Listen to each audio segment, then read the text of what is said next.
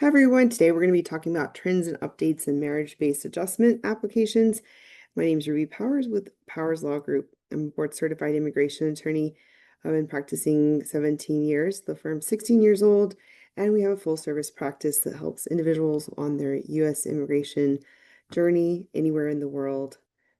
So, what should couples aim to do in an interview? Well, I just was at an interview recently, so we're in luck. No, I've been to a lot of these interviews. In fact, I was at one myself back many 20 something plus years ago, with my husband.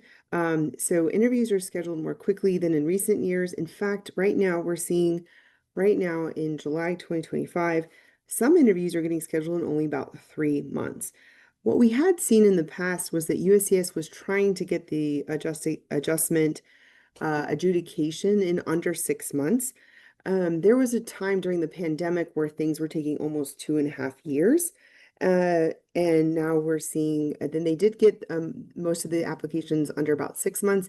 And now we're seeing interviews getting scheduled in almost 3 months or 2.5 months. It's really crazy. I don't know if it's going to be consistent around the country or if it'll remain for the rest of the year. But be prepared that sometimes people say, "Oh, I'll get more evidence," or "Oh, I'll have the job to update the affidavit of support," but you want to be prepared that you could get an interview quite quickly. So in the interview, attend all the interviews promptly and fully prepared, dress respectfully. That means like pretty much business casual, I would say. Be honest and natural in your responses. Know that they're watching your body language, how you interact, how you angle your body. Do you smile? Do you finish each other's sentences? Do you like being around your spouse?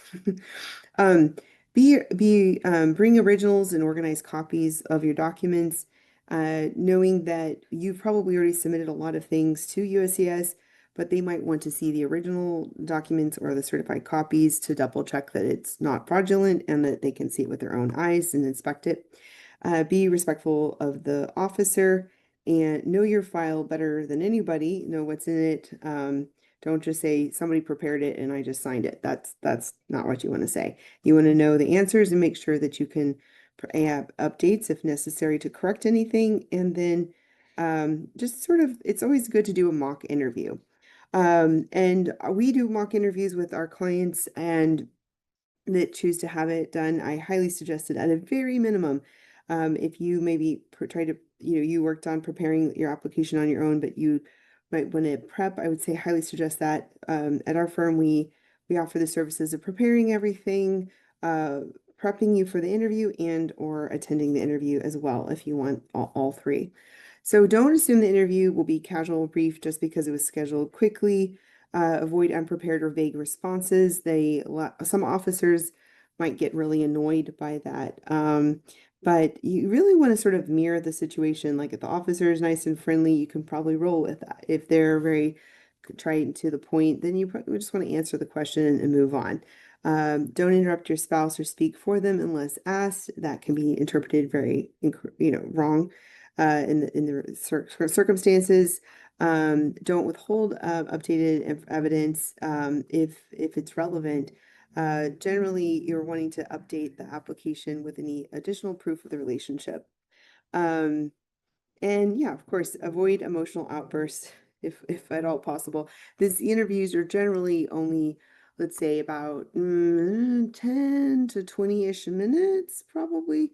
They can take longer to be called in because of maybe backlog and waiting for other interviews before yours, or if the officer's reviewing the file.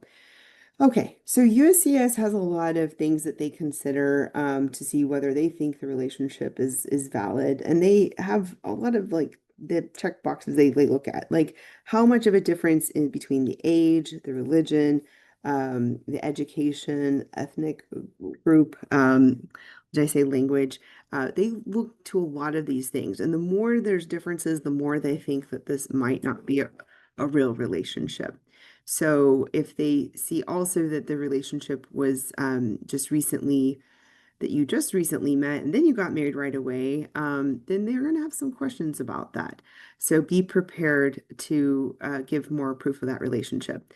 Different addresses on documents. They're going to wonder why. Of course, we know that sometimes it takes time to transition those things, but have a good reason. If you arrive late or you don't have a lot of joint documentation, that's going to raise a lot of red flags, incorrect information. And USCIS is likely reviewing more social media than before. So what you say on your social media is really important. So be aware of that. Interview questions could be things like, how did you meet? Which side of the bed do you sleep on? Pull out your keys and show us the apartment key. It could also be, what does your spouse do? How much money do they make?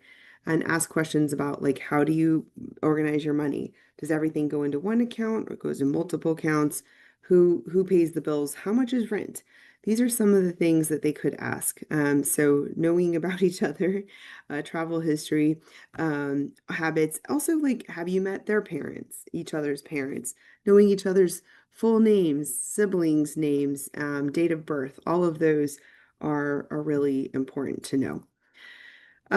So to get ready for an interview, you want to make sure that you review the application, all the applications very thoroughly. Make sure that you have the original documents, copies of the certified copies, originals of documents that you submitted so that if they want to verify that, they can.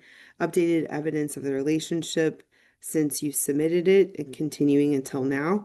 And the three big pieces of evidence they love the most are taxes, but you might not have been married in a tax year yet, having to file. So I understand. Two is leases and apartment or ownership of wherever you live. And then the third are commingled funds or financial statements. So for long distance couples, it can be a little bit harder to prove that that's a real relationship. So be really prepared to have a lot of evidence, and definitely be able to explain your timeline of your relationship from like, when did you first meet? How long did you date? Who proposed? What was going on with that? A lot of times the interview can spend a lot of time talking about the relationship history. And so that should just be easy to talk about. But think about it as you get your dates and stories mixed up. You might get it mixed up because sometimes people remember things differently. And then if they do get mixed up, then that could become a red flag. But just like all real couples, a lot of details can be forgotten. So you want to think about it when you're preparing, and have your documents organized. So documents include like birth certificate, marriage certificate. If anybody was married before, the dissolution of those marriages, like termination, like of either divorce, annulment, or um, death certificate of prior relationships, the sponsorship, this U.S. citizens status and proof of their status, and if there's any police clearance letters needed, or any criminal records, military records. And you've probably already submitted the medical exam to be able to have the interview. So these are just some things, but when you get the interview notice, they will give you a list of everything that you should bring, but it can also be dependent on your particular case. So these are just things to consider, and it can be a case by case basis, but you being prepared and having those documents, even if they don't maybe ask for them, is way better than not having the documents, them asking for it and giving you a request for evidence or potentially a notice of intent to deny. Now, like we were mentioning, the marriage-based interviews, right now we are seeing within about 3 to 4 months, but around the country, we're not, this is in the Houston area, but around the country, we're not sure if they are consistent to that. There's lots of different backlogs. They're trying to catch up on things.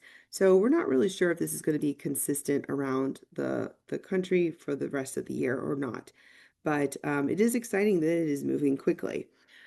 So the Stokes interview, I've only been to a few of them, luckily. They really can depend on the situation, but it's really when the officer decides to split the couple and ask the same list of questions, but with them out with not being in the same room.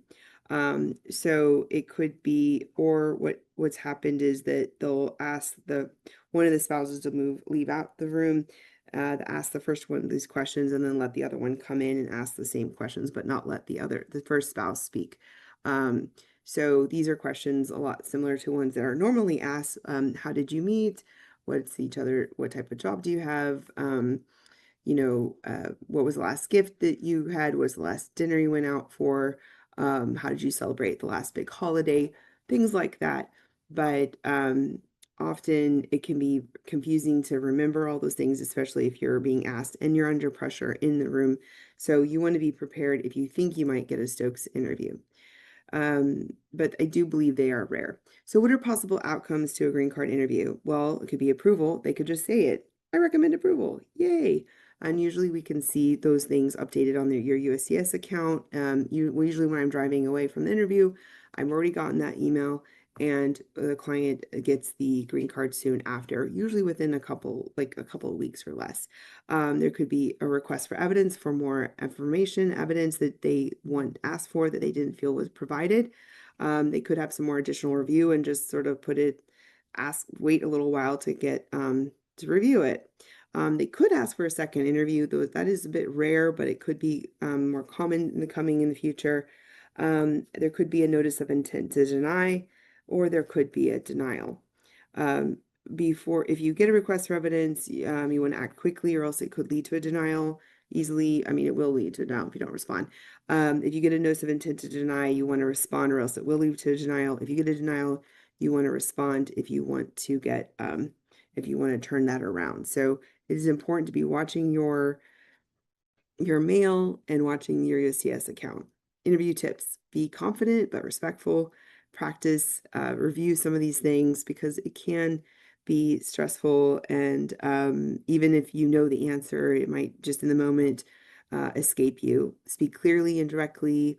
If the officer is very likely using technology, don't be alarmed. That's just more of like how things are being done. They might be behind a big monitor, or they might be talking to you digitally through a screen. Definitely try to be at ease, make eye contact and communicate, bring updated information, improve the relationship, and do treat it with the formality that it is. When you go in, after going through like airport style security, you'll show your notice, and then you'll very likely be doing biometrics in a photo to confirm that you are who you say you are. And then you'll be waiting for the officer to call you into their room. Then they'll have you do an oath that everything you say is true, because you'll be speaking before a federal officer. And then you will need to show your identification as well and go through the applications, answer the questions, and then at the end, they usually will let you know the posture of the case before walking out of the office, which usually can take maybe, like I said, anywhere from like maybe 15 to 20 minutes. I highly suggest having a minimum of preparation with an experienced immigration attorney. And if you feel so inclined, even having an attorney attend the interview with you, just to be more at ease and be prepared for that experience. My name is Ruby Powers, and you can reach us at all of these different platforms: Facebook, X, Blue Sky, TikTok, Instagram, and we have a newsletter in English and Spanish every other week. Really great opportunity resources. So this concludes our trends and updates in marriage-based adjustments. Feel free to share with friends and those who could benefit from it. We're going to be having a late-breaking update about the Supreme Court ruling on birthright citizenship and what does that mean. Then we'll have the defending against deportation, relief options, and then navigating the perm process.